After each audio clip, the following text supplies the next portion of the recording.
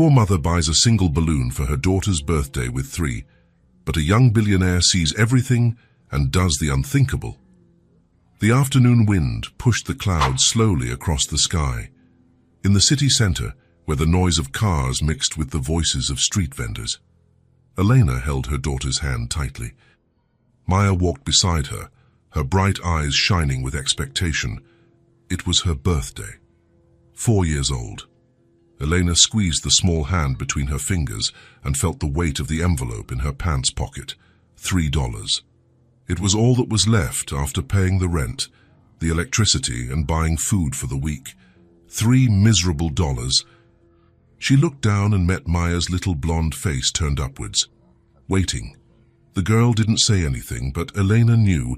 She knew she was hoping for something. Anything. A sign that this day was different from the others. "Mommy, are we going to buy something?" Maya asked in her thin, innocent voice. Elena swallowed hard. "Yes, we are, sweetie. We're going to pick something very pretty for you." They stopped in front of a colorful stall on the sidewalk. Balloons of all sizes swayed, tied to wires as if they were dancing with the wind. There was a red balloon, a blue one, a yellow one, a pink one with little stars, and others with drawings of little animals. There were 10 in total, each one more colorful than the last.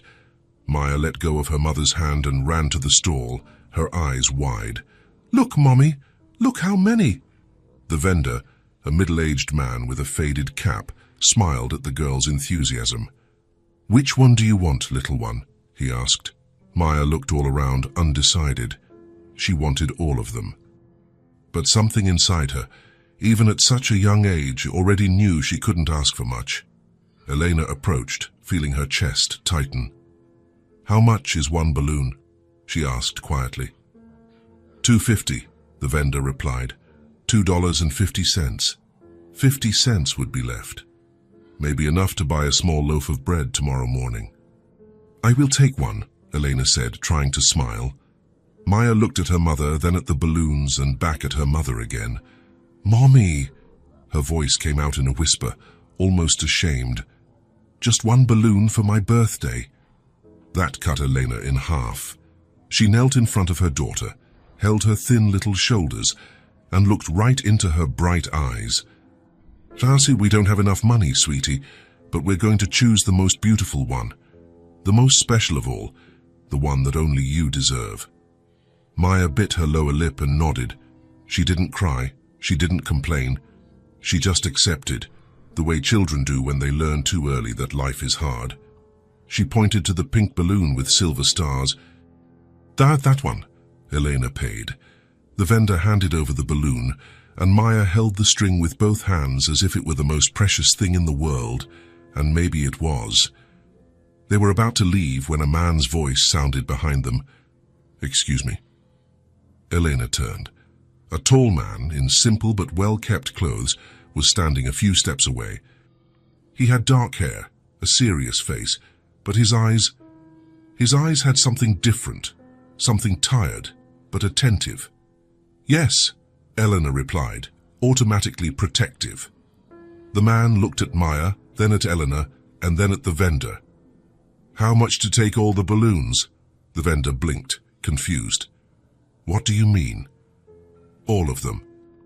The 10 you have there." The vendor looked at the balloons and answered, $25. The man took his wallet out of his pocket, counted the bills, and handed them to the vendor without hesitation. "You can untie them all." Elena stood there, not understanding. Maya clutched the string of the pink balloon, her eyes wide. The vendor began to release the balloons from the wires, tying them all together with a single string. It was a strange, almost comical scene. A bouquet of 10 colorful balloons floating in the middle of the sidewalk. The man took the string, turned, and walked over to Maya. He knelt, getting down to her level, and held out the balloons. "May your birthday be a happy one, little one." Maya looked at the balloons, then at her mother, and back at the balloons again. She didn't know if she could take them. She didn't know if this was real. Elena felt her throat tighten. "Sir, I can't accept this." The man lifted his eyes to her. There was no pity in his gaze. There was something softer, something that looked like respect. "It's not for you, it's for her," he said, still holding the balloons towards Maya. "Every child deserves to have a happy birthday." Maya looked at her mother, silently asking for permission. Eleanor, with teary eyes, nodded yes. The girl let go of the single pink balloon and grabbed the string with both hands. The balloons rose above her head, swaying in the wind, coloring the grey afternoon sky. Maya smiled, a huge smile, the kind that shows all your little teeth. "Thank you, mister," she said, jumping with joy. The man smiled back. It was a discreet but sincere smile. Eleanor wiped her eyes with the back of her hand. "I'm Elena," she said, still emotional. "And this is Maya." The man held out his hand, Julian. Eleanor shook his hand, feeling the firmness of his grip. It was the hand of someone who worked, but also of someone who had comfort. She didn't know how she knew that, but she knew. "Thank you, Julian," she said, her voice choked up. "Really."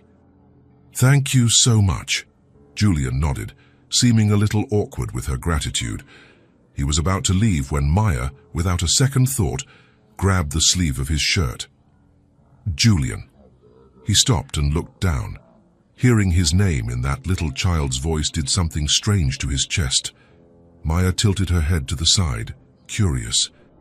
"Do you want to have some cake with us?" Silence. Elena's eyes widened. "Maya, sweetie, you can't—" But Julian gently raised his hand, interrupting her. "Is there cake?" he asked Maya. "There is," she replied excitedly. "Mommy made chocolate cakes. It's a little one, but it's yummy." Julian looked at Elena. She was blushing, embarrassed, not knowing what to say. "I don't want to intrude," he said quietly. Eleanor took a deep breath. This man had just given her daughter something she couldn't. The least she could do was offer a piece of cake. "It's no trouble," she answered, her voice still trembling. "If you'd really like to, we live close by." Julian hesitated. He seemed to be thinking. But then he looked again at Maya, who was holding the balloons with a huge smile on her face, and something inside him gave way.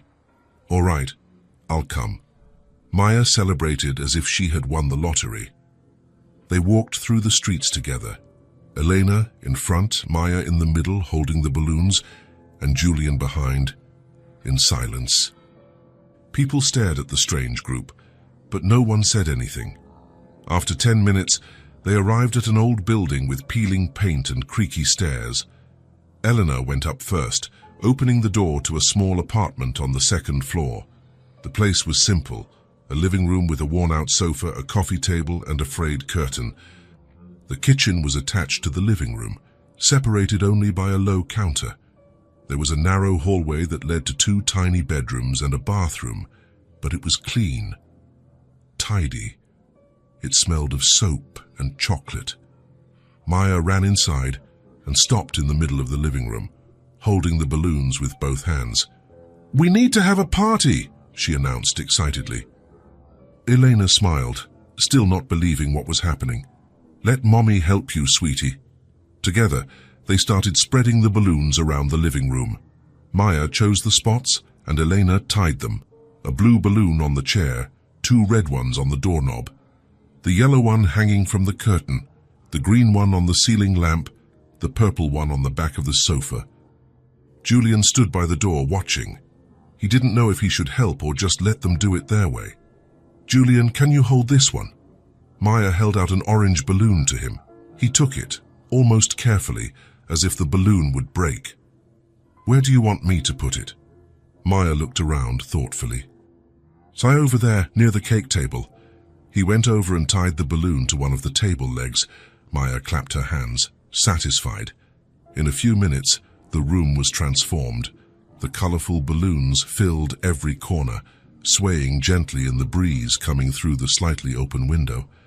It looked like a different house. It looked like a real party. Maya stood in the middle of the room, spinning slowly, admiring it all. "Look how pretty my party is with the balloons you gave me," she said, her eyes shining as she looked at Julian.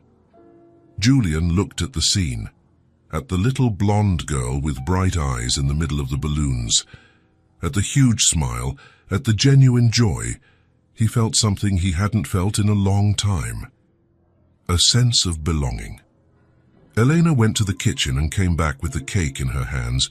It was small, covered with homemade chocolate frosting.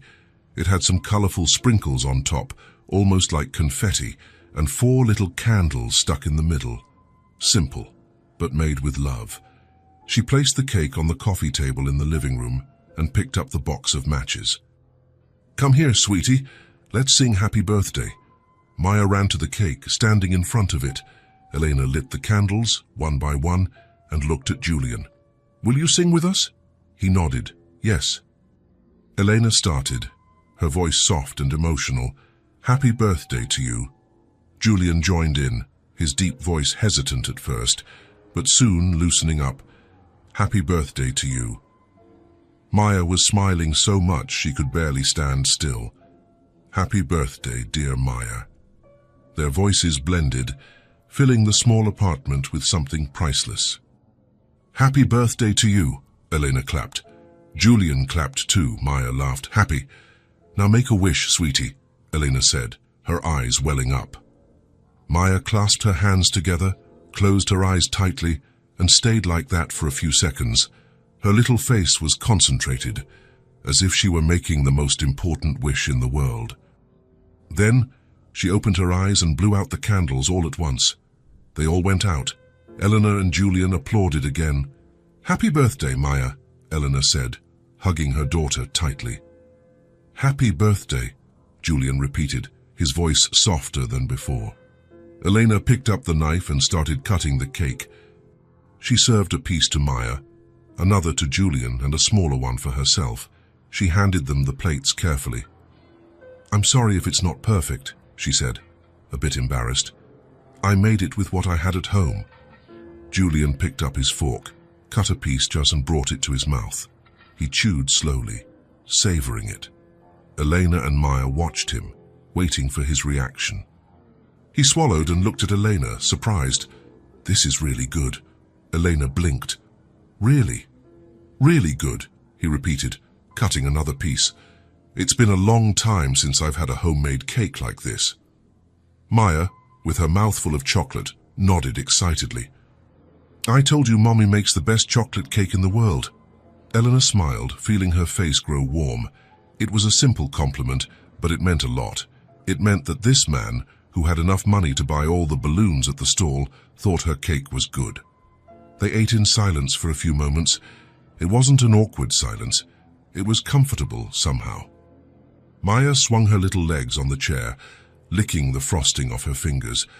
Elena ate slowly, still processing everything. And Julian, he just watched. He watched the simple home, now full of life with the colorful balloons. He watched the mother who had done her best with almost nothing. He watched the happy child, even without a big party, without expensive gifts, without anything but a cake and balloons. And something inside him ached. It ached because he realized that this simplicity, this genuine joy, was exactly what he never had. It was what money couldn't buy. After eating, Elena stood up and started collecting the plates. Julian stood up too. "Let me help," he offered. "You don't have to, really. I insist." They went to the sink together. He held the plates while she washed. They worked in sync, without saying a word. After a few minutes, Elena broke the silence. "Thank you for making her day special," she said, her voice low. I couldn't have given that to her on my own." Julian shook his head. "You gave her what matters. You gave her love. The rest is just details." Elena felt her eyes fill with tears again, but she held them back. She wasn't going to cry in front of him. They finished washing, dried their hands, and went back to the living room. Maya was already on the sofa, yawning, tired from the day's excitement. Julian glanced at his watch and realized it was getting late. "I think I should go," he said. Elena nodded. "Thank you for coming. And for everything." "Thank you for the company," he replied. It's been a long time since I've had such a nice afternoon. He walked to the door, but before leaving, he turned to Maya. Happy birthday again, little one. Maya smiled, sleepy, but still managed to say, come back again. Okay, promise. Julian looked at Eleanor, as if asking for permission. She didn't say anything, but she didn't say no either. He looked back at Maya and nodded, I promise. And he left, closing the door slowly behind him. Eleanor stood in the living room, looking at the balloons scattered around the apartment. Maya was already asleep on the sofa, hugging the pink balloon. She took a deep sigh. That had been the simplest birthday she could have imagined, but somehow it had also been the most special, and she couldn't explain why. But maybe she didn't need to. Sometimes the good things in life happen without warning, and when they do, all you can do is accept them with gratitude. Eleanor picked Maya up, carried her to bed, covered her with the sheet, and kissed her on the forehead. Happy birthday, my love, she whispered. Then she turned off the light and went to sleep too, with a heart lighter than it had been in a long time. 5 days had passed since Maya's birthday. Elena was in the kitchen preparing dinner. It was a simple meal, rice, beans, and a little chicken she had managed to buy on sale. Maya was sitting on the living room floor, playing with one of the balloons still left from the impromptu party. The little girl hummed softly, swaying the pink balloon from side to side. Eleanor smiled as she stirred the pot. For days, Maya hadn't stopped talking about Julian, about the balloons, about the cake, about how nice he had been to them. Mommy, do you think Julian will come back? Maya asked suddenly, still looking at the balloon.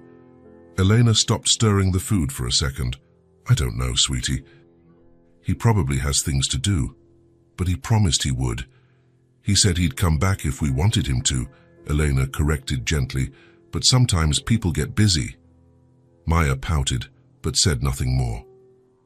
Elena went back to stirring the pot, but she felt something tighten in her chest. The truth was she had also thought about Julian over the last few days, thought about his calm demeanor, the way he had looked at Maya with genuine affection, the way he had helped wash the dishes without being asked.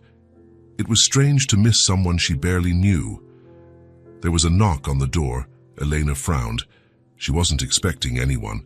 Her neighbor always called before coming over. So I'll see who it is, she said, wiping her hands on a dish towel. She walked to the door and opened it.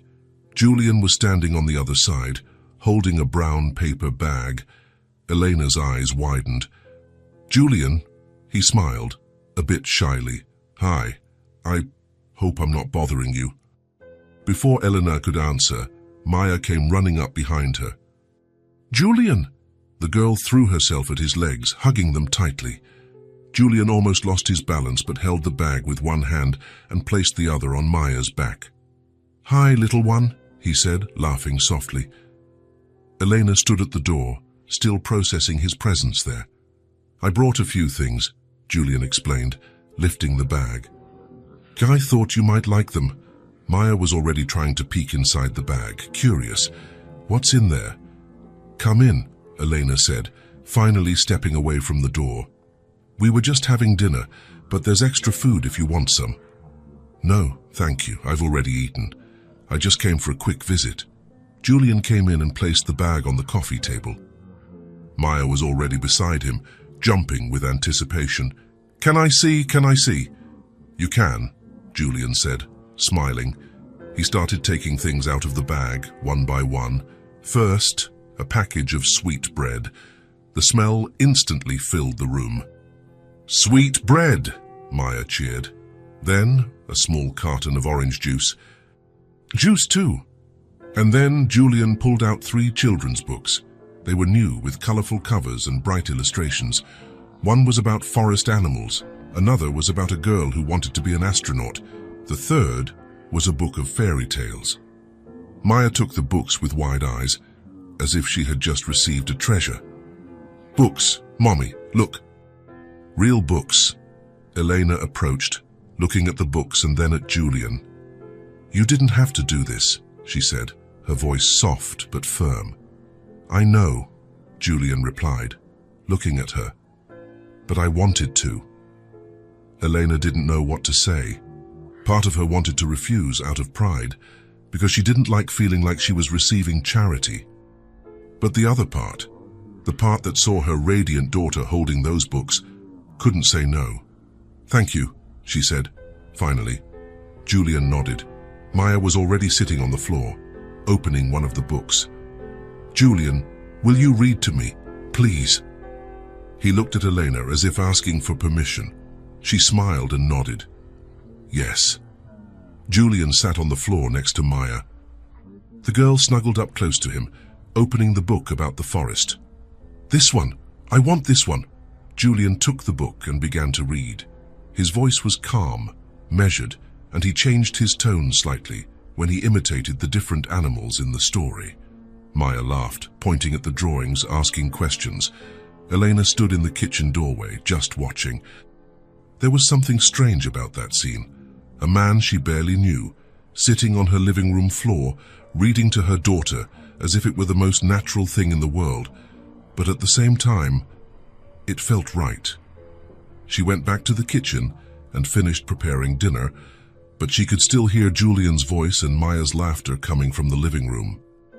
When she returned, the two were still on the floor. Julian had already read 2 books and was starting the third. It's time to eat, Maya, Elena said, carrying the plates. A little more, Mommy. The story is so good. We'll finish after dinner, Julian said, closing the book carefully. Go on. Your mom made a delicious meal for you. Maya pouted but obeyed. Julian stood up, stretching his back. Are you sure you don't want anything to eat? Elena asked. There's plenty of food. No, thank you. But can I have a piece of that sweet bread with you? Elena smiled. Of course. They sat at the table. Maya ate quickly, too excited about the new books to pay much attention to her food. Julian and Elena ate the sweet bread, talking quietly. How was your day? He asked. Tiring, Elena replied with a shrug. But normal, and yours? Quiet. Had a few meetings this morning. Nothing major. Maya interrupted, looking at Julian. What do you do for work? Julian smiled. I work in business, boring adult stuff. Oh, Maya made a face. And that does sound boring. He laughed. It is a little. After they ate, Julian helped Elena clear the plates. They went to the sink together, working in silence.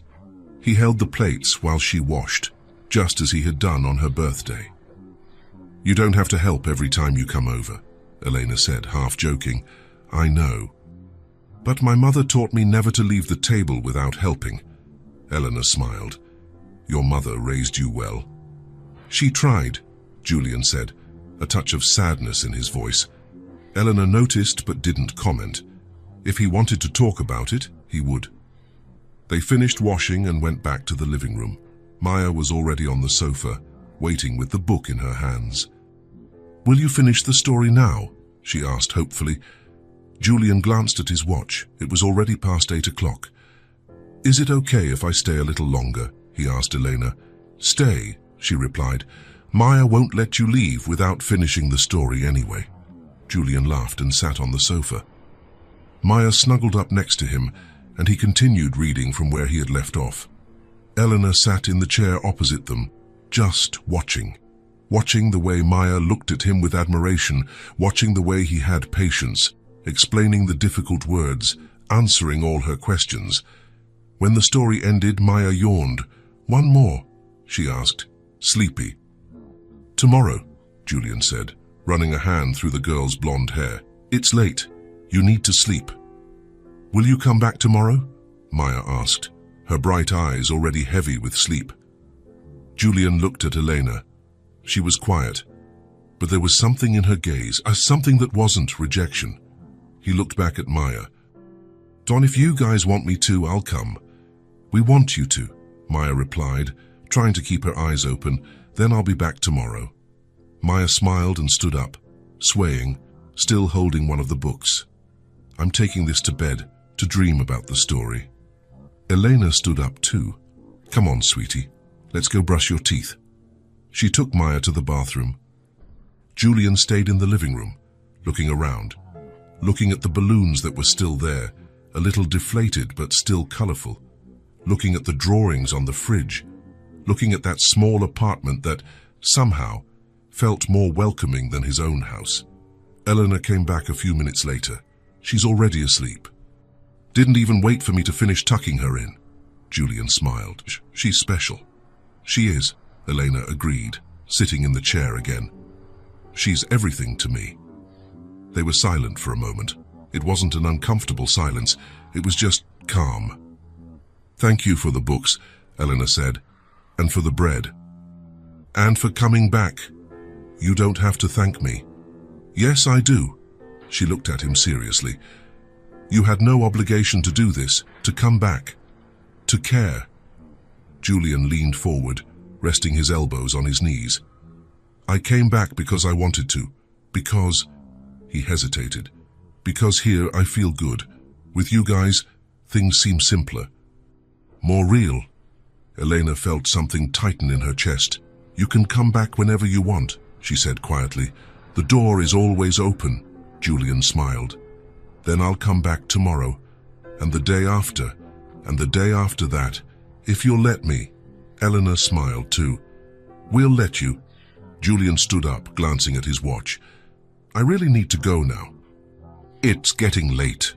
Eleanor walked him to the door. Good night, Julian. Good night, Eleanor. He left, and she stood at the door for a moment, watching him go down the stairs and disappear into the night. Then she closed the door slowly and looked at the living room, at the books on the table, at the leftover sweetbread, at the balloons swaying gently. And for the first time in a long time, Eleanor felt something she hadn't felt in years. Hope. And Julian came back the next day, and the next, and the next. Always bringing something small. Sometimes it was fresh fruit. Sometimes it was a simple toy. Sometimes it was just his presence. He played with Maya, read to her, taught her things, helped with her drawings, talked with Elena while she cooked. At first, Elena was tense, waiting for him to ask for something in return, waiting for him to get tired, waiting for him to disappear. But he didn't disappear. He kept coming back, and over time, his presence became part of their routine. Maya would wake up in the morning asking what time Julian would arrive. Helena would prepare extra tea just in case. The books were stacked on the coffee table, their pages already worn from being read so many times. As the weeks went by, Elena noticed small changes. Maya smiled more, talked more, drew more. She had started calling Julian by his name naturally and without shyness, and Elena started to realize she was waiting for him too. Waiting for the conversations at night, waiting for the laughter in the living room, waiting for that feeling that she wasn't alone. One night, after Julian had left and Maya was asleep, Elena sat on the sofa, looking at the scattered toys, the books on the table, the drawings stuck to the fridge. The house felt different now, more alive, fuller. And she realized something she was afraid to admit. Julian's presence was healing spaces that time had left empty, spaces she didn't even know existed, spaces she had learned to ignore because it hurt less than feeling the absence. But now, with him there, those spaces were being filled, slowly, without rushing, without pressure, just happening, and that scared her. But at the same time, for the first time in a long time, Eleanor allowed herself to feel something other than exhaustion and worry. She allowed herself to feel joy, and maybe, just maybe, she allowed herself to start trusting again. 2 weeks had passed since the night Elena had opened up to Julian about her life. Since then, something had changed between them. It wasn't anything obvious, nothing that could be put into words, but it was there. A greater intimacy, a deeper trust. Julian continued to show up almost every day, and every time he came, he stayed a little longer. Sometimes even after Maya was asleep, just talking with Elena in the living room, drinking tea, sharing comfortable silences. That particular night, Maya had fallen asleep earlier. The day at the neighbor's daycare had been long and the girl was exhausted. Eleanor put her to bed right after dinner. When she returned to the living room, Julian was standing by the window, looking down at the street below. He seemed lost in thought. "Is everything okay?" Eleanor asked, approaching. Julian turned his head and smiled, but it was a tired smile. "I'm fine, just thinking." Elena sat on the sofa and gestured for him to sit too. Julian hesitated for a second, but then he sat next to her, not on the opposite sofa, as he used to do, but next to her. They were silent for a while. Elena waited. She had learned that Julian spoke when he was ready. Pushing him didn't work, and finally he spoke. "You told me about your life," he began, his voice low, "about how you're raising Maya alone, about everything you've been through." Eleanor nodded, listening. I think I owe you the same honesty." He took a deep breath as if preparing for something difficult. "I grew up with money. A lot of money. My father had a big company. We lived in a huge house. I had everything a child could want: toys, clothes, trips." He paused, looking at his own hands. "But my father, he wasn't around much. Always traveling, always in meetings, always too busy for me." Eleanor listened in silence, not interrupting. "And my mother," his voice softened. "My mother was different. She tried to make up for his absence.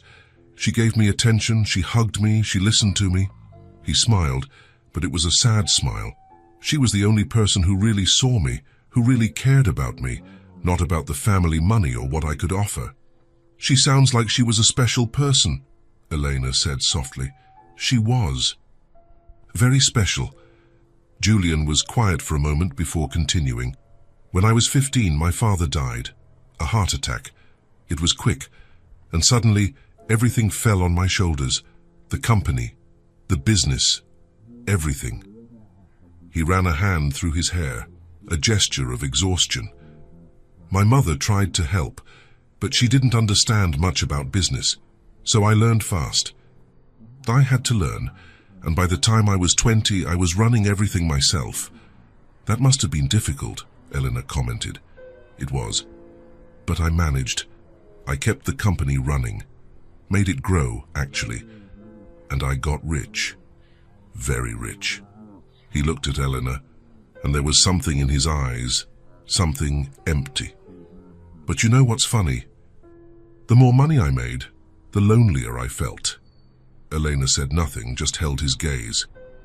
"People started getting close to me," Julian continued. "Beautiful women, gorgeous even, well-dressed, perfumed, everything a man could want on the surface." He laughed, but it was a bitter laugh. "But they didn't want me. They wanted the money. They wanted the expensive dinners. They wanted the jewelry. They wanted to be seen with me at events. Gold diggers," Elena said. And it wasn't a question. Exactly. Gold diggers. Superficial. Empty. Julian leaned back on the sofa, looking at the ceiling.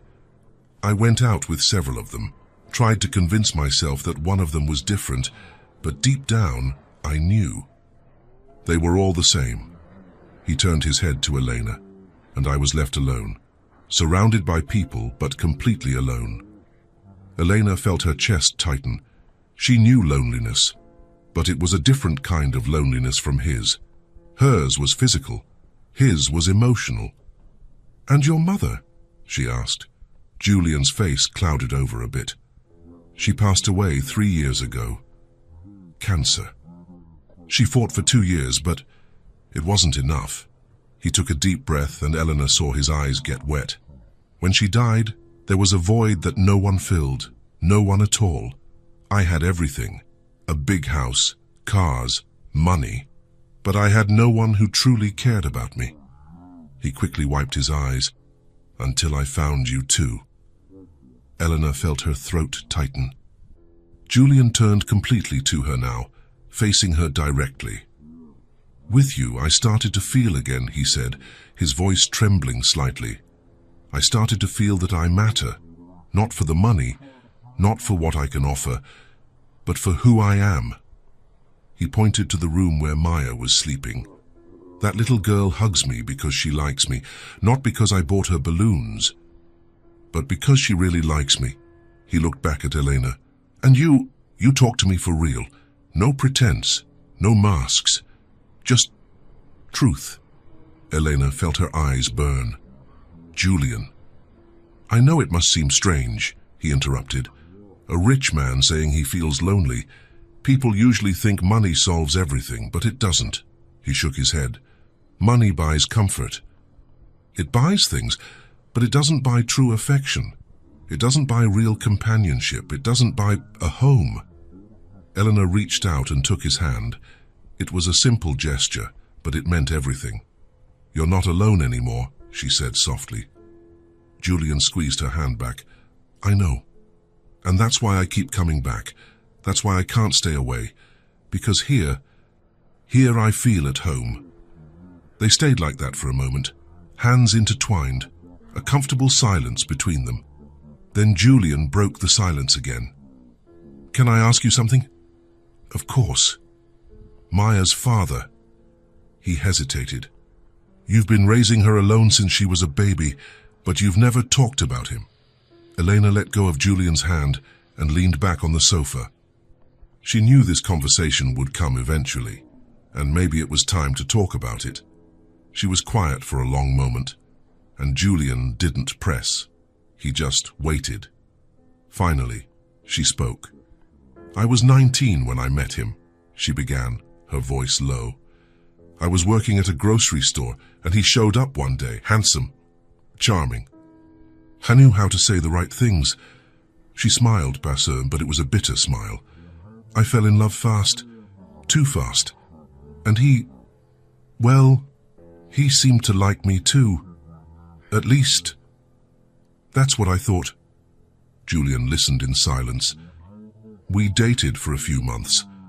It wasn't anything serious for him, I guess. But for me, it was everything. It was the first time someone had paid attention to me like that. She took a deep breath. And then I found out I was pregnant. Eleanor paused, and Julian saw the pain in her eyes. I was terrified, but also hopeful. You know, I thought we would start a family, that he would stay, that we would figure it out together. She laughed, but it was a humorless laugh. When I told him, he was silent. That heavy silence, you know it's not good. And then he said he wasn't ready, that he didn't want a child, that it was too soon. Her voice trembled a little. I tried to talk to him, tried to say we could make it work, but he had already made up his mind. Elena quickly wiped her eyes. 2 days later, he was gone. Moved to another city, changed his number, disappeared, as if the baby and I had never existed. Julian felt anger tighten in his chest, anger for a man he had never met, anger for someone who had abandoned Elena and Maya. And I was left alone, Elena continued, pregnant, with no family, no support, nothing. She looked at the bedroom door where Maya was sleeping. I thought about giving up. I thought I wouldn't make it. But then she was born. A genuine smile appeared on her face. And when I looked into those bright little eyes, I knew I would find a way. No matter how hard it was, I would raise her. I would give her everything. I would be both mother and father. Elena looked at Julian. She doesn't remember him. And I barely do. Over time, the anger faded, and I realized it's not worth holding a grudge. He lost the chance to know this amazing little girl. She took a deep breath. But everything he left me is sleeping in there, and she is perfect. Even coming from something that hurt so much, she is perfect. Julian was quiet for a long moment, processing everything, feeling her pain, admiring her strength. Then he spoke, his voice low and respectful. Thank you for telling me. Eleanor looked at him, surprised. Why? Because I know it wasn't easy, and because I respect it. I respect what you went through, what you faced, and I won't judge, I won't question. I won't try to fix anything. Elena felt something tighten in her chest. "You're different," she said softly. "How so?" "Most people, when they find out I raised my daughter alone because her father abandoned us, they look at you differently, with pity or with judgment, as if it were my fault for choosing wrong." She looked into his eyes. "But you just listened without judging." Julian took her hand again. "It's not about filling anyone's shoes," he said. "It's about being here now. It's about moving forward, even while carrying the past." Elena nodded. "I understand more than you know." And he did understand, because he also knew what it was like to move forward while missing someone. Missing his mother, missing someone who truly cared. They sat there, hands intertwined, sharing the weight of each other's losses. They didn't need to say anything more. They didn't need to explain, because they both understood. They understood what it was to lose someone, whether through death or abandonment. They understood what it was to feel alone. And they understood what it was to finally find someone who saw the pain and didn't try to fix it, just stayed there, present. After a long silence, Julian finally spoke. "I think we have more in common than I thought." Elena smiled through her tears. "I think so too. We're kind of broken, aren't we?" "Very broken," she agreed, laughing softly. "But maybe," Julian hesitated, "maybe we can help each other pick up the pieces." Elena looked at him, at the man who had everything but had nothing, at the man who had found a home in a small, simple apartment, at the man who had looked at her and seen a person, not a cleaner, at the man who didn't judge when he learned the truth. "Maybe," she said softly. And in that moment, sitting on the worn-out sofa, hands intertwined, sharing pains and voids, they began to understand something important. Sometimes, the most broken people are the ones who fit together best, because they understand, they respect. They don't try to fix, they just stay. And being there, present, was all they both needed. The morning was cold when Julian entered the office building downtown. He had a meeting scheduled at 9 with investors on the 12th floor. It was an important meeting, the kind that could yield millions if everything went well. He adjusted his tie as he walked through the revolving doors and into the lobby. The place was spacious, with a gleaming marble floor and floor-to-ceiling glass walls. Very modern, very corporate, very cold.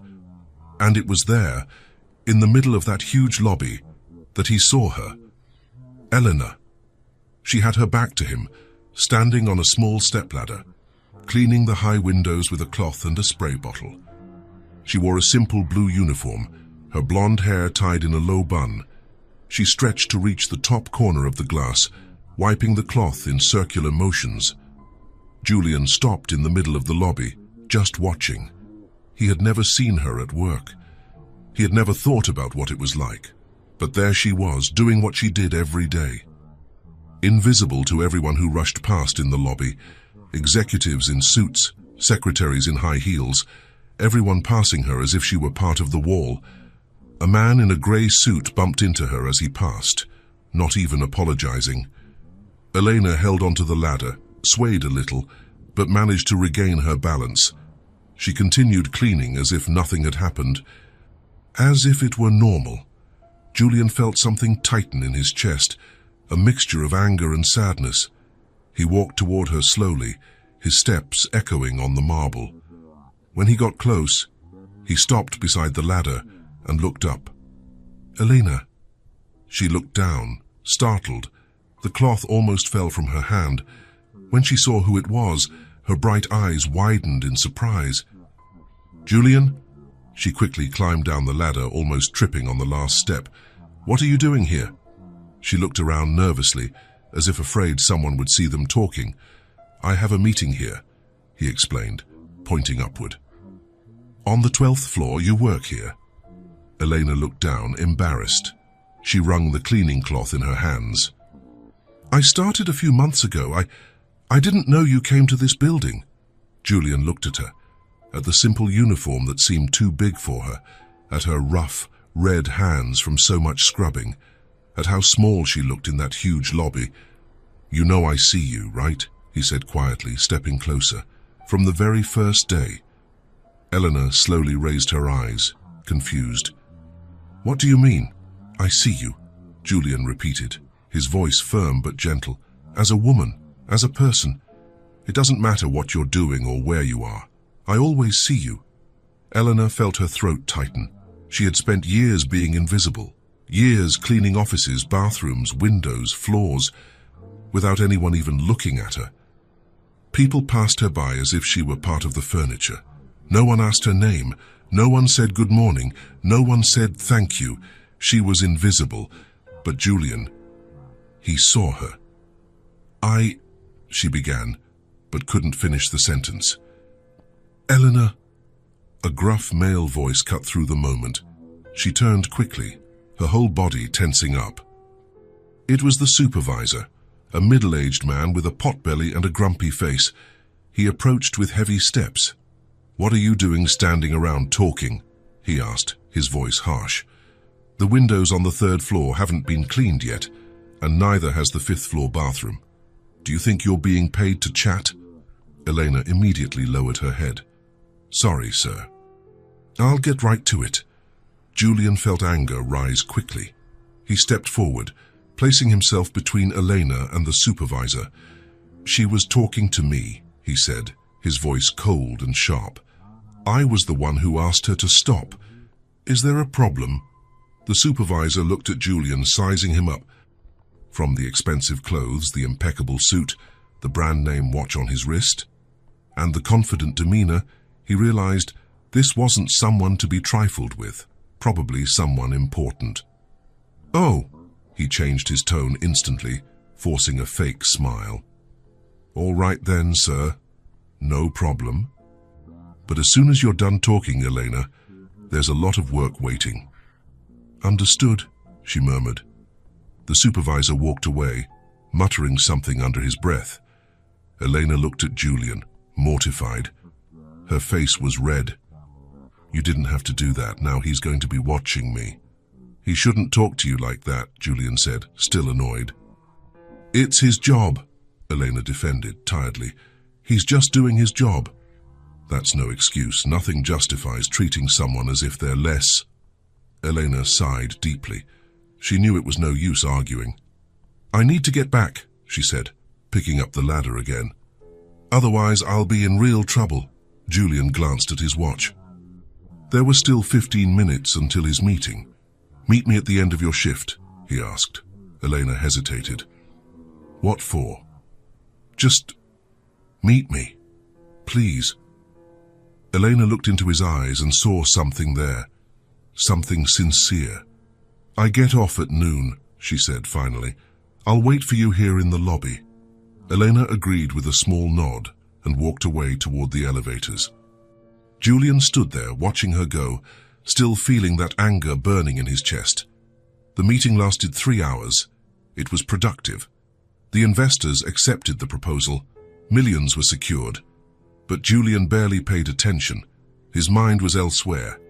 He was thinking about Elena, about the way she had lowered her head when the supervisor spoke to her, about how she was invisible to everyone else.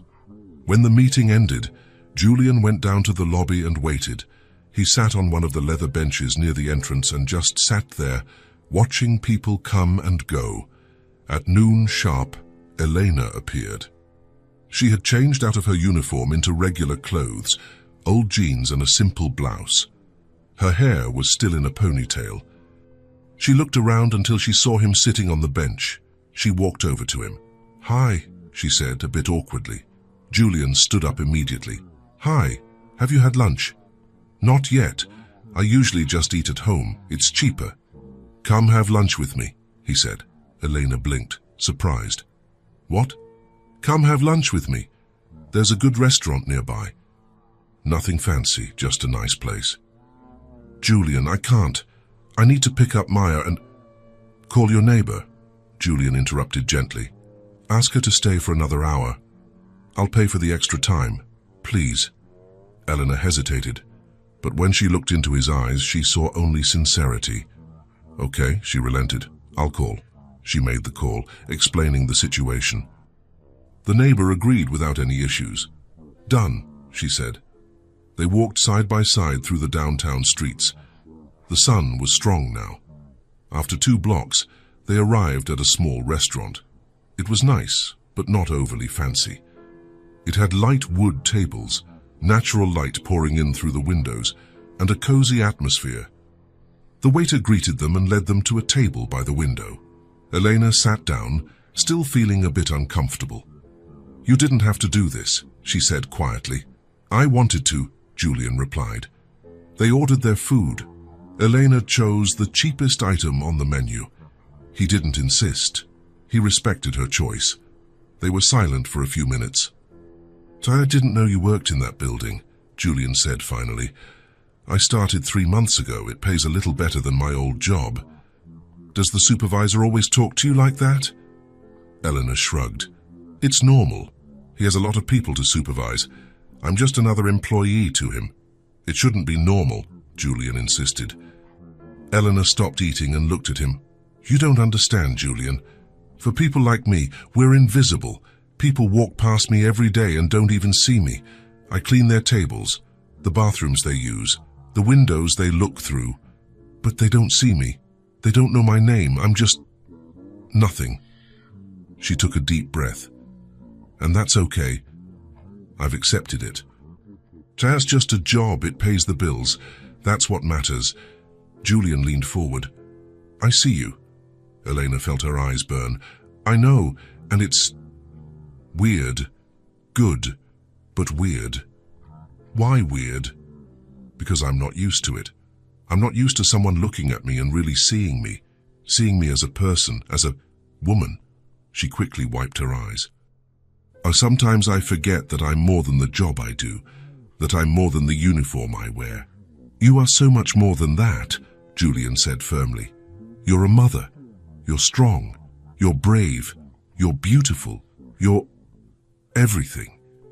Elena felt her heart race at his words. "Thank you," she whispered. They went back to eating. They talked about small things, about Maya, about the books she was loving.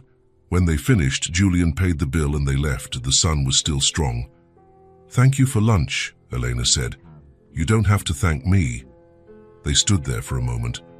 "I wanted to invite you to something," Julian said. Elena looked at him, curious. "To what?" "I wanted to take you and Maya out to dinner. To a real restaurant. Nothing too fancy, just a nice place and with good food." Elena hesitated. "Julian, please, let me do this."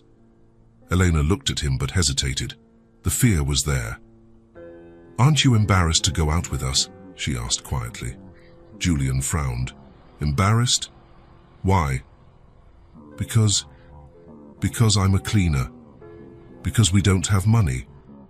Because I don't know how to act in fancy places. Because we're not from your world." She took a deep breath. "Because people will look and they will judge." Julian took a step forward and held her shoulders, gently but firmly. "Listen to what I'm about to tell you," he said, each word heavy with truth. "I am with the best people I could have by my side. I'm not embarrassed about anything. I'm proud. Proud to be with you, proud to be with Maya. And if anyone looks at us the wrong way, that's their problem, not mine." Eleanor felt the tears return. "You're different from anyone I've ever met," she said. "So, do you accept the invitation?" Elena wiped her eyes and smiled. "We accept."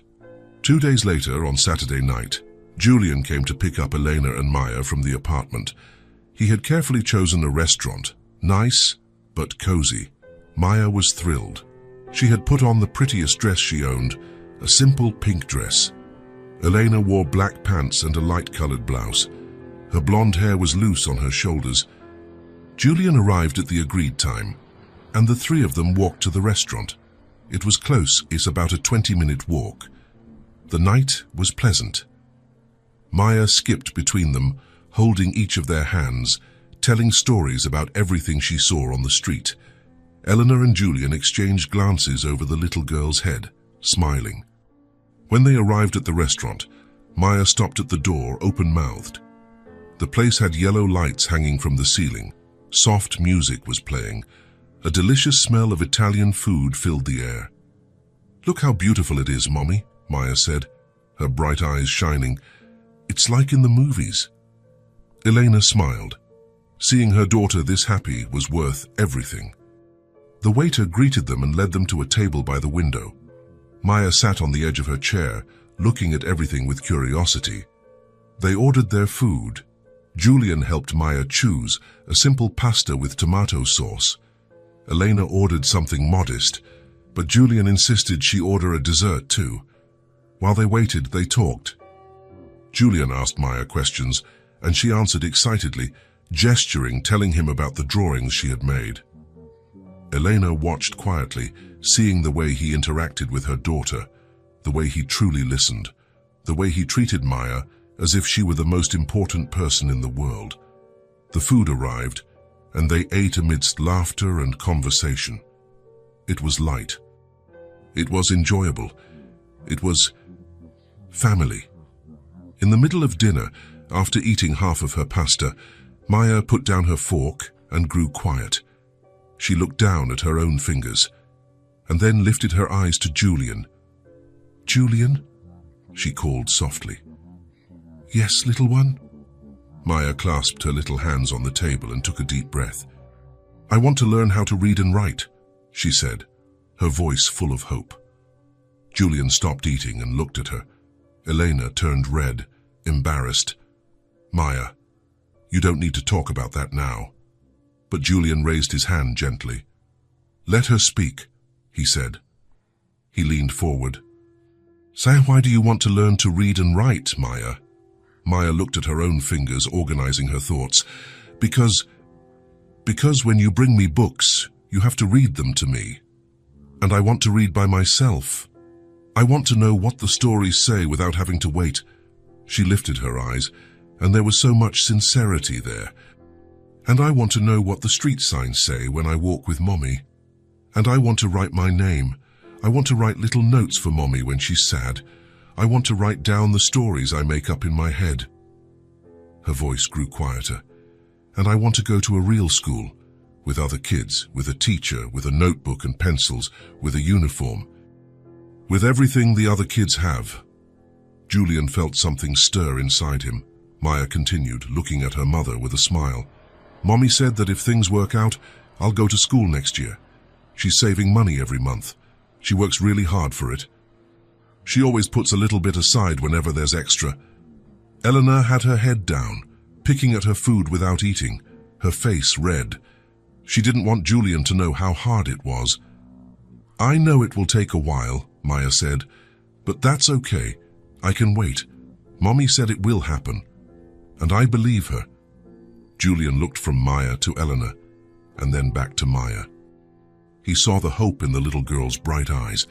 He saw the simple but immense dream of just learning to read and write, and he also saw Elena's silent shame. The shame of not being able to give that to her daughter immediately.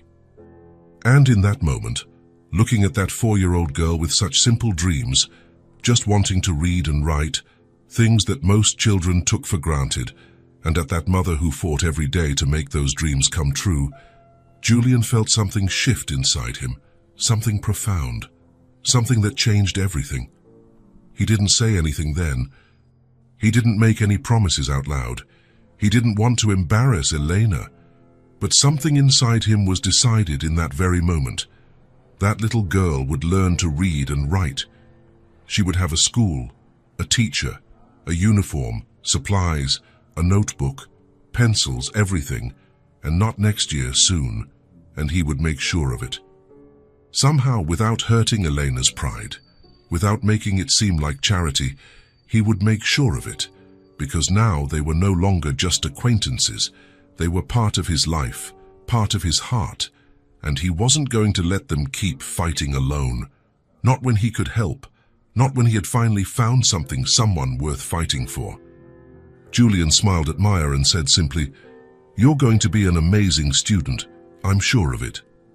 And as Maya smiled back and returned to eating her pasta, Julian was already planning how to change everything, how to give them what they deserved, how to build the future Maya dreamed of, and how to make Elena understand that accepting help wasn't weakness, it was love. 2 weeks had passed since the dinner at the restaurant. 2 weeks since Maya had spoken of her dream to learn to read and write. 2 weeks since something had shifted in the air between Elena and Julian. He continued to show up every day. But now, there was something different. Something unsaid, but present. In the glances that lasted a little longer. In the hands that touched by chance and were slow to pull away. In the silences that weren't uncomfortable, but full of meaning. That Friday night, after playing with Maya and reading her stories until she fell asleep, Julian stayed in the living room. Elena came out of her daughter's room and closed the door softly. "She's asleep," Elena said, returning to the living room. Julian was standing by the window, looking down at the street below. He turned when he heard her enter. "Elena," he began, his voice low. "I need to talk to you about something." Elena felt her heart race. There was something in his tone.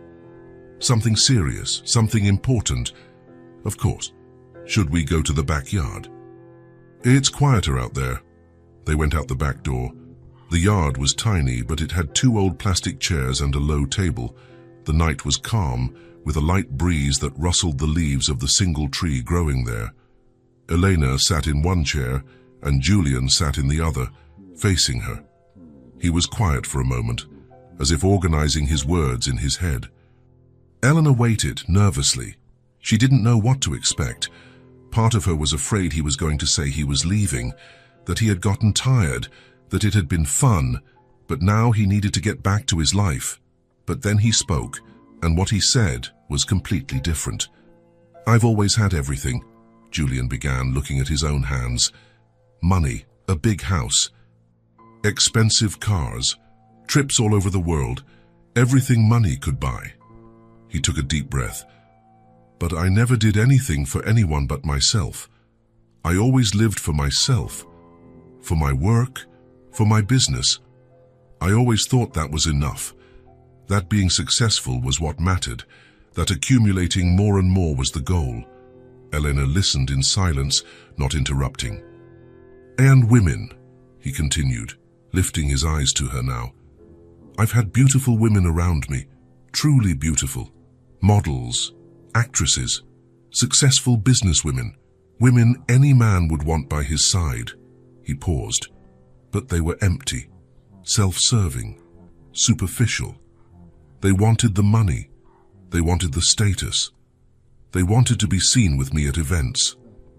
But they didn't want me. Not really. They never asked how I was. They never cared if I'd had a tough day.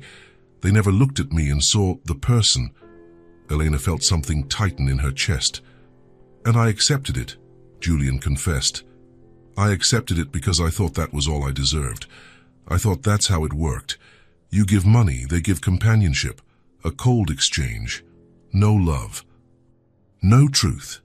He leaned forward, resting his elbows on his knees, looking directly into her bright eyes. "But then I found you, and everything changed." Elena felt her breath catch. "Being with you two made me see a different world," Julian continued, his voice full of emotion. "A world where what matters isn't how much you have, but how much you care, how much you give, how much you love." He reached out and took her hand. "You are everything I've ever looked for. You are real.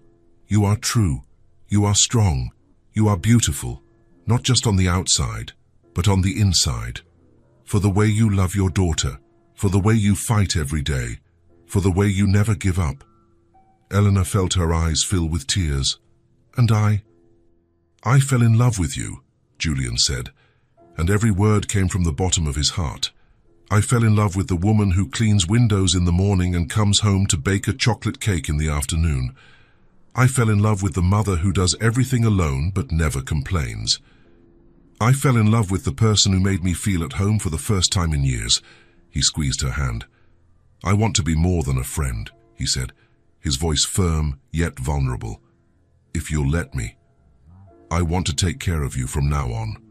Not as charity, not as an obligation, but because I love you, and I love Maya. And I want to build something real with you. Elena was crying now, tears streaming freely down her face. She didn't take her eyes off him. Julian continued, because he needed to say it all. He needed her to know. I want to make your daughter's dream come true, he said, his voice trembling slightly. I want to secure her future. I want her to learn to read and write. I want her to go to school. I want her to have everything she deserves.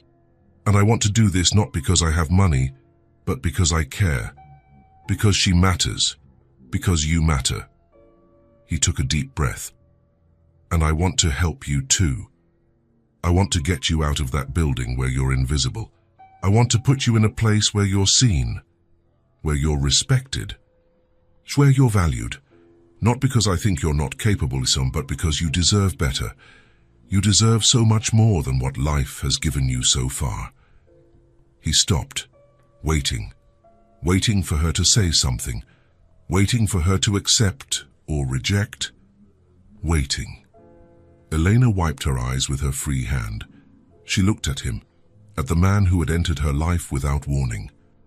The man who had bought balloons for her daughter, the man who had stayed, who had come back, who had cared, and she smiled, a smile wet with tears, but genuine.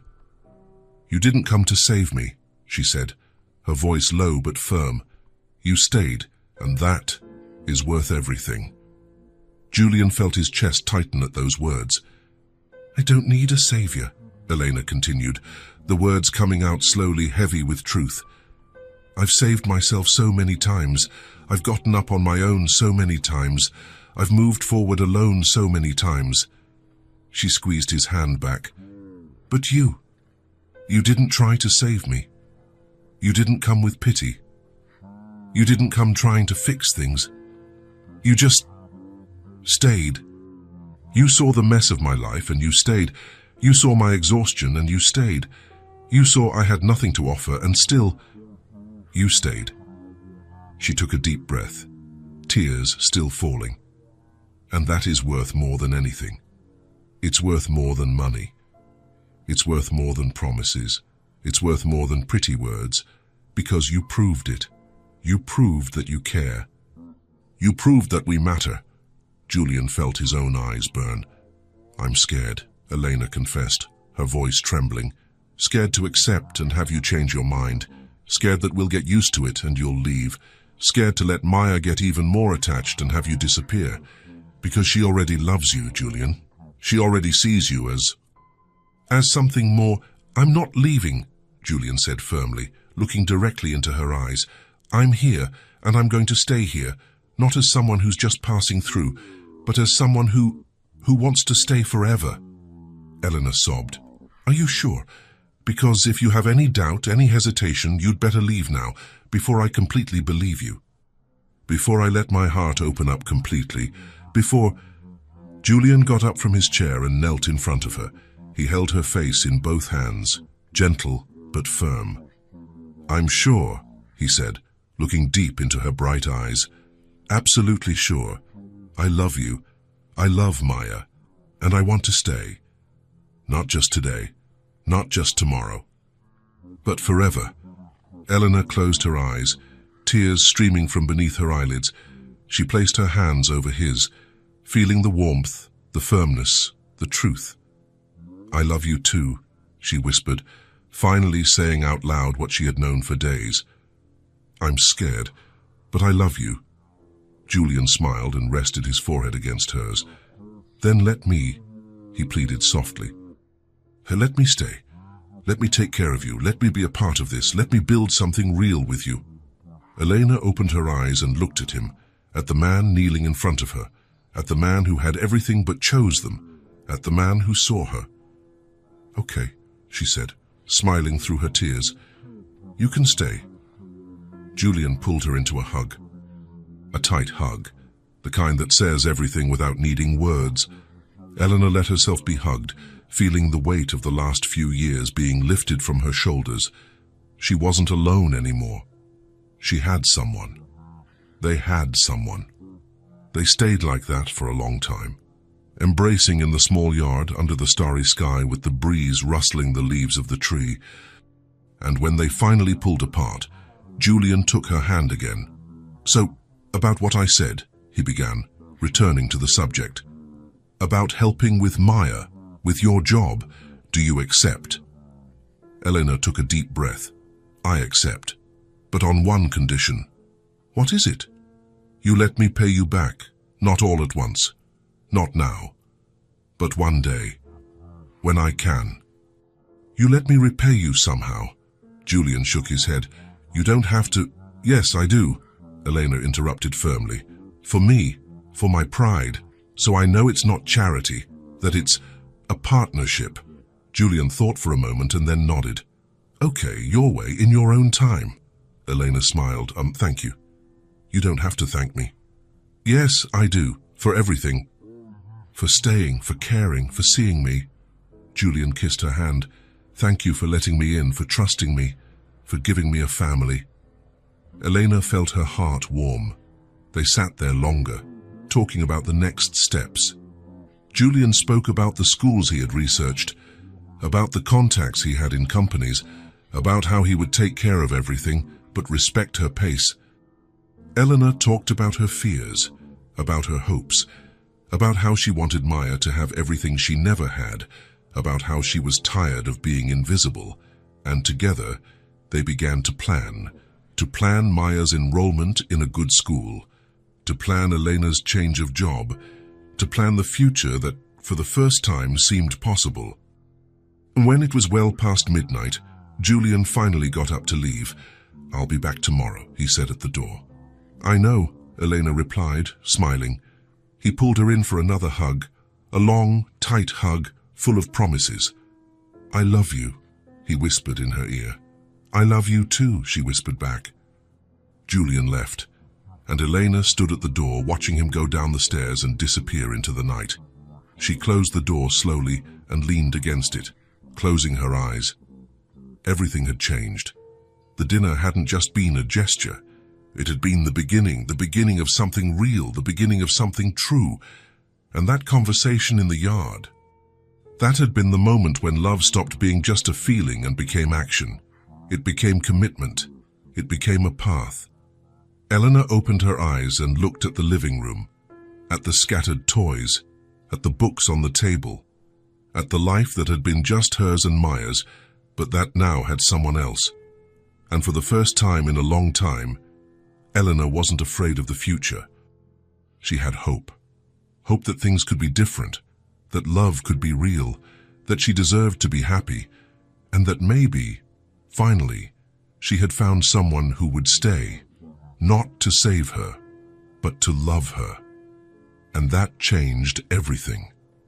3 days had passed since the conversation in the yard. 3 days since Julian and Elena had put everything into words. 3 days since love had ceased to be silent and had become declared.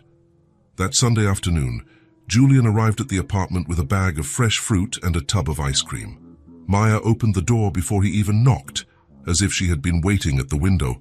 "Julian!" she shouted, throwing herself at his legs. He almost dropped the bag but managed to keep his balance, laughing. "Hi, little one. Did you miss me?" "I did. You took so long." "Took so long. I was here yesterday," he said, coming in and closing the door with his foot. "But it feels like a long time," Maya complained, pouting. Eleanor appeared from the kitchen, drying her hands on a towel. She smiled when she saw Julian. "Hi," she said, and there was something different in the way she looked at him now. Something softer, more open. "Hi," he replied, and his smile was the same. Maya pulled Julian by the hand to the sofa. "Come on. I want to show you the drawing I made today." She ran to the coffee table and picked up a sheet of paper covered in crayon. It was a drawing of 3 people, one tall, one medium, and one small, holding hands in front of a house. There was a huge yellow sun in the corner and flowers scattered across the ground. 7 go. "Look," Maya showed him proudly. "It's the 3 of us." Julian took the drawing carefully, as if it were the most precious thing in the world. He looked at every detail, at the blonde hair she had drawn on herself and her mother, at his dark hair, at the big smiles on all their faces. "It's beautiful," he said, his voice emotional. "You draw very well." "I know," Maya said, without modesty. "Mommy says I have talent." Elena laughed from the kitchen. Such a humble girl.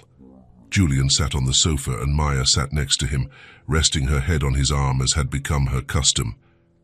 "You know what I was thinking?" Maya said, looking up at him. "What?" "That my birthday wish came true." Julian frowned, confused. "Your birthday wish?" "Yeah," Maya nodded seriously. "Remember when you brought the balloons and we sang Happy Birthday?" "I remember, and I closed my eyes and made a wish before blowing out the candles." "I remember that," Maya smiled, a huge, genuine smile. "Well, my wish came true." Julian felt something tighten in his chest. He didn't know why, but those words carried weight. "And what did you wish for?" he asked quietly. Maya looked at him with those clear, innocent eyes. She didn't hesitate. She just said it, as if it were the most natural thing in the world. "I wished for a dad." The silence that followed was absolute. Julian was completely still. He didn't blink. He didn't breathe. He just looked at the small girl sitting beside him, with her innocent smile and her eyes shining with happiness. Elena appeared in the living room doorway, still holding the dish towel. She had heard, and she stood frozen too, her eyes wide. "I always saw the other kids with their dads," Maya continued, unaware of the impact of her words. "At the park, at the store. They would hold hands with their mom and dad, and I only had mommy. And that's okay, because mommy is the best in the world." She looked at her mother and smiled. Elena felt her eyes fill with tears. Maya looked back at Julian. "But I always wanted a dad too. Someone to play with me, to read stories, to hug me, to stay with us." She held his large hand with her two small ones, "And then you showed up, on my birthday, with the balloons, and you stayed.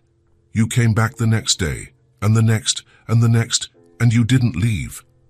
Her voice became quieter, more emotional, even for a child.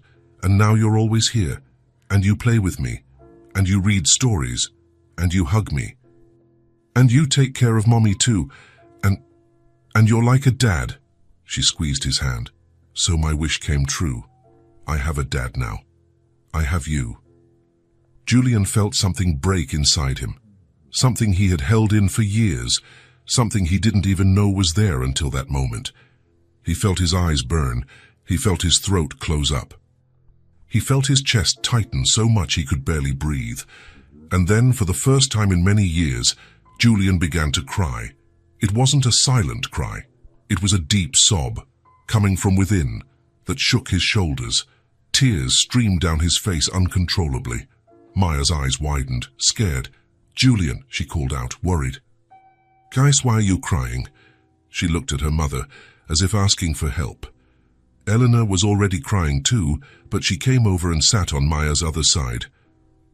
"Julian," Maya repeated, her little voice worried. "Did I say something wrong? Are you sad?" Julian shook his head, trying to control himself, but the tears kept falling. He wiped his face with his hands, but it was no use. Finally, he managed to speak, his voice choked and trembling. "No, little one," he said, pulling her into a tight hug. "I'm not sad. I'm happy. Very happy." Maya let herself be hugged, but she was still confused. "But why are you crying if you're happy?" "Because sometimes," Julian tried to explain between sobs, "sometimes we get so happy that our heart can't hold it all inside, and so it comes out as tears." He pulled back a little to look at her, holding her small face in both hands. "You have no idea how much those words mean to me," he said, his voice breaking. "How much you mean to me?" Maya smiled, still a little confused, but happy to see he wasn't sad. "I love you," Julian said, looking deep into her bright eyes. "I love you so much. You and your mom are the most important people in my life." "I love you too," Maya said simply and truly, in the way only children can love. Julian pulled her into another hug, and this time he didn't hold back. He cried on that little 4-year-old's shoulder, cried out years of loneliness, cried out years of emptiness, cried out all the love he had never had the chance to give. Elena came closer and hugged them both, crying too, crying. The three of them stayed there, embracing on the worn-out sofa of that small apartment, as the afternoon sun streamed through the window. After a long moment, Julian pulled away and wiped his face. He looked at Maya, who was looking at him with that serious expression she sometimes had. "Can I tell you something?" he asked. "You can," Maya replied. "You made my dream come true too." Maya tilted her head to the side, curious. "Your dream?" "Yeah, I made a wish too. It wasn't on my birthday, but it was a wish I made many times." "What wish?" Julian glanced quickly at Elena, and she smiled through her tears encouragingly. He looked back at Maya. "I wished for a family, a real family. Not just a family in name, but a family of love, a family where people care, where people stay." He took her hand again. "And you and your mom, you are that family. You gave me something I never had. You gave me a home." Maya smiled, that huge smile that lit up her whole face. "So we made each other's dream come true," she said, as if it were the most incredible discovery in the world. "We did," Julian agreed, laughing through his tears. "We did." Maya threw herself into his arms again, and he held her tight, as if he would never let go. Elena watched, her heart so full it felt like it would explode. She had never imagined it would be like this, that love could arrive this way, that one person could walk into their lives and change everything. But Julian had changed. He had changed everything. And now seeing him hug her daughter, seeing him cry with happiness, seeing him love Maya as if she had been his from the very beginning, Elena knew with absolute certainty that he wasn't going anywhere. He had stayed, not as a visitor, not as a friend, but as family, as a father, as love. And that, Elena thought, that was everything they had ever needed. They didn't need wealth. They didn't need luxury. They needed someone who would stay, someone who would love, someone who would see them for what they truly were, valuable, important, worthy of love. And Julian was that someone. He had been since the first day, when he bought all the balloons at the stall just to see a little girl smile. And now, months later, he still was. Only now he wasn't a kind stranger anymore. He was family, he was a father, he was love. And that changed everything. 2 weeks had passed since that afternoon when Maya had talked about her birthday wish. 2 weeks since Julian had cried in the arms of that little girl, feeling for the first time the weight and beauty of being called a father. In those 2 weeks, Julian spent almost every day at the apartment. He would arrive in the late afternoon and stay until Maya fell asleep. Sometimes he stayed even later, talking with Elena, but every night he would leave. He would go back to his house, that big, empty, cold house. And every night and when he left, something inside him ached. That Friday night, after putting Maya to bed, Julian and Elena were sitting on the sofa. He was quieter than usual. "Is everything okay?" she asked. Julian looked at her. He took a deep breath. "Every night, when I leave here, I hate it," he said. "I hate having to go. I hate going back to that empty house." Elena sat quietly, listening. "This little apartment, this is my home. Here, with you." He took her hands.